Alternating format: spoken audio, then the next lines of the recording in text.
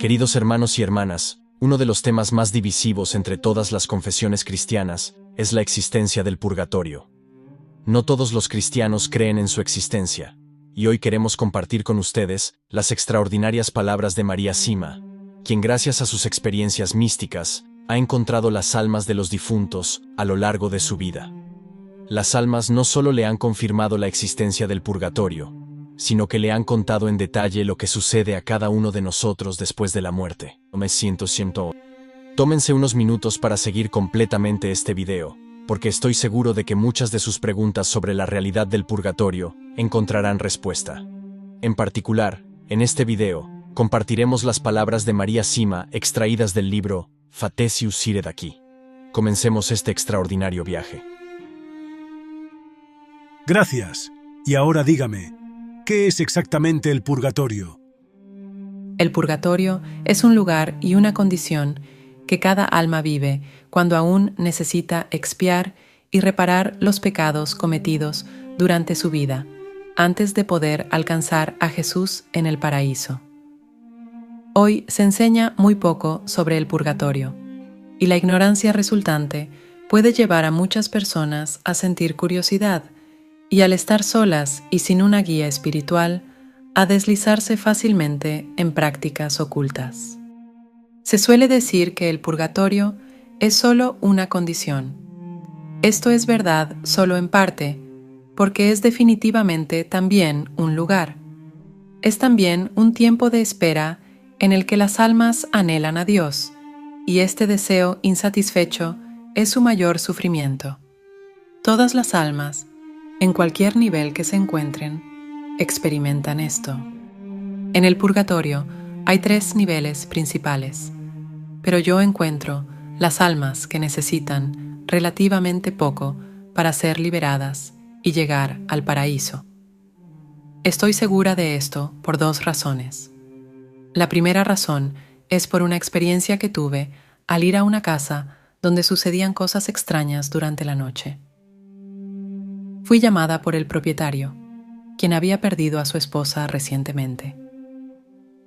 Dispuesta a pasar la noche en su casa para ver si podía ayudar, no tuve que esperar mucho.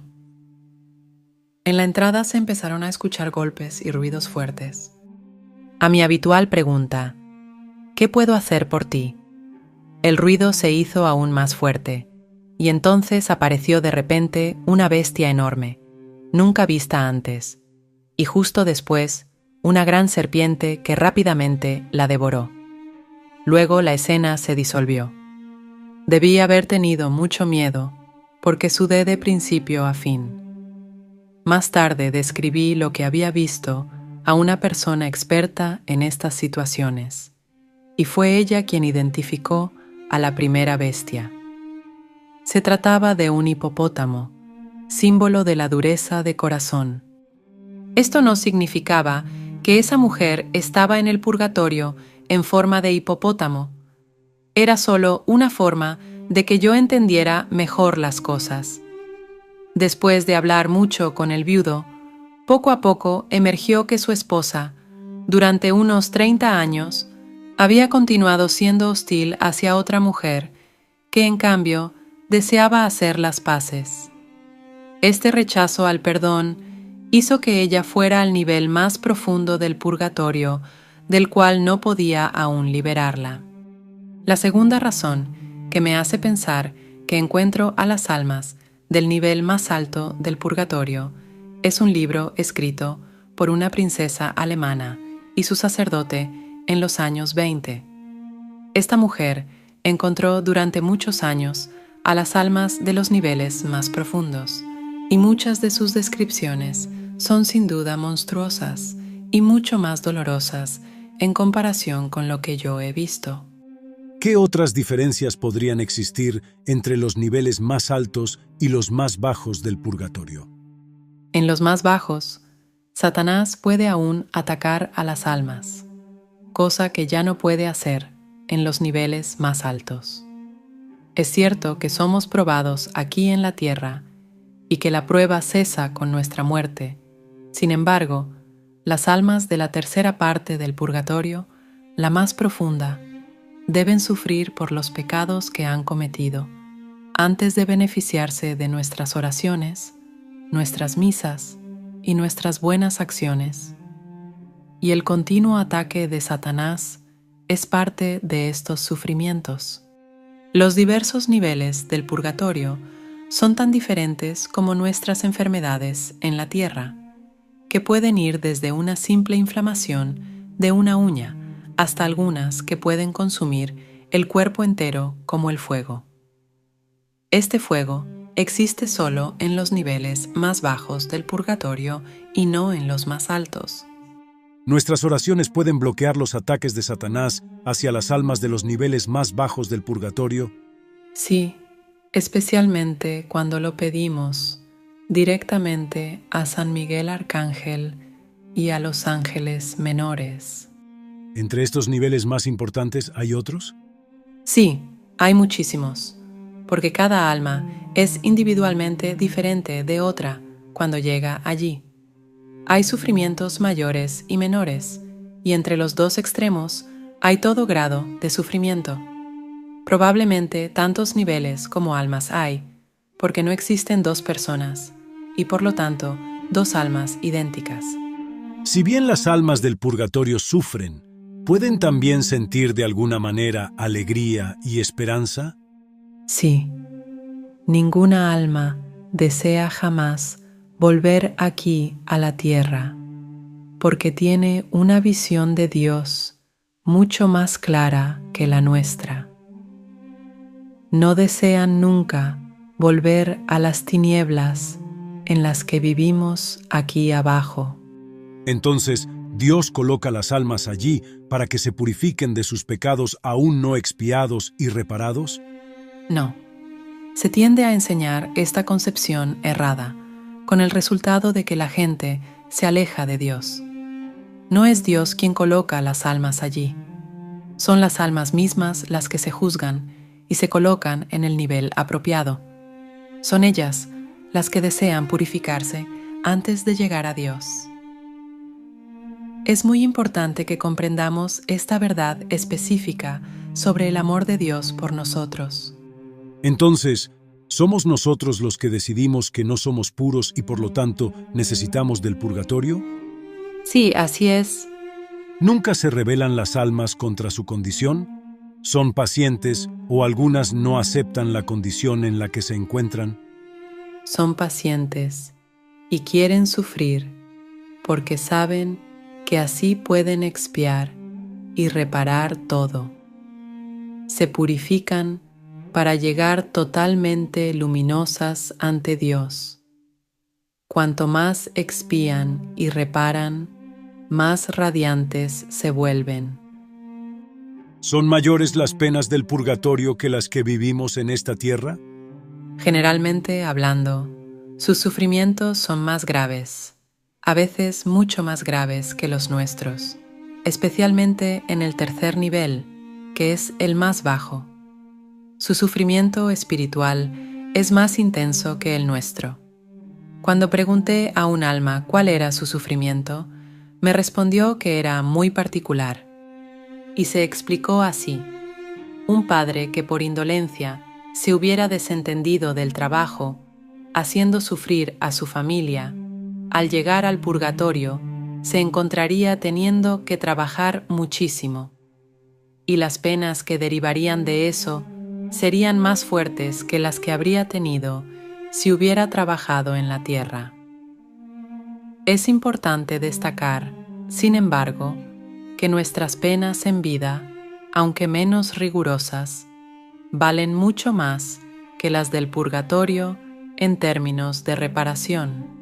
Si el purgatorio también es un lugar, ¿es posible que se refiera a lugares específicos en la tierra donde las almas pasan su tiempo?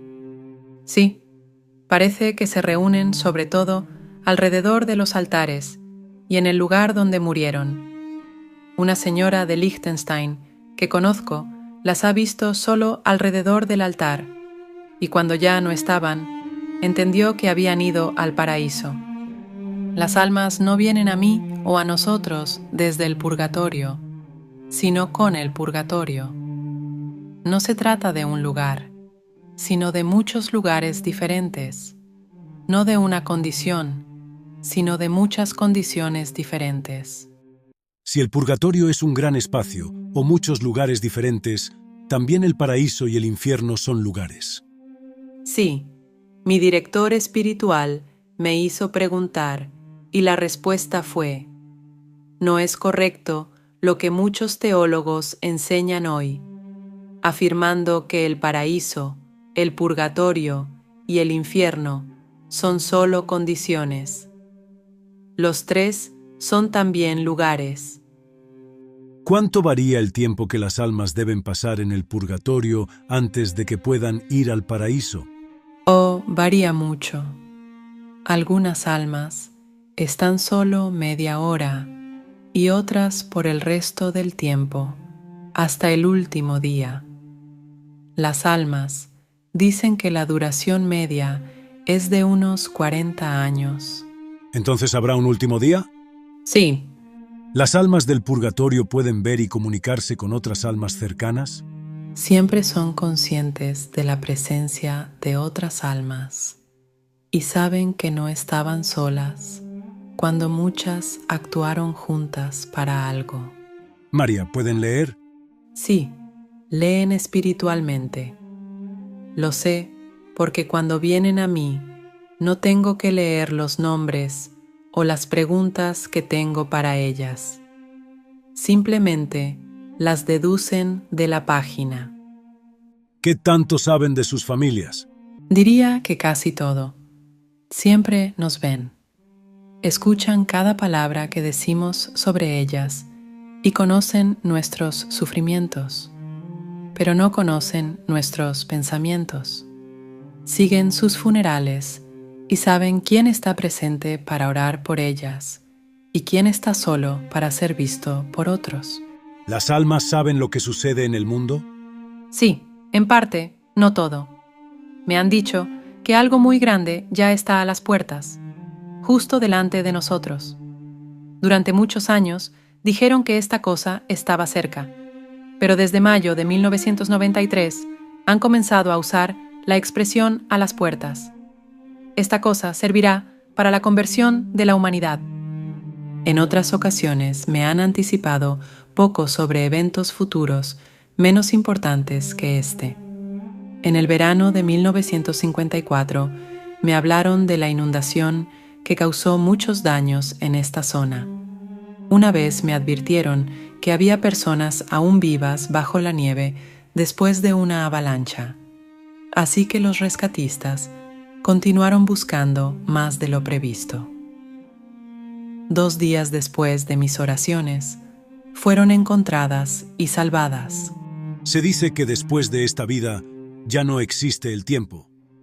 Sin embargo, usted afirma que el purgatorio es un tiempo en el que se anhela a Dios. ¿Me puede explicar esta contradicción? Es correcto afirmar que después de esta vida, el tiempo ya no existe. Sin embargo, cuando se nos dice que un alma debe sufrir por un periodo determinado de tiempo en el purgatorio, es solo porque no somos capaces de comprender la magnitud de una pena si no se expresa en términos de tiempo.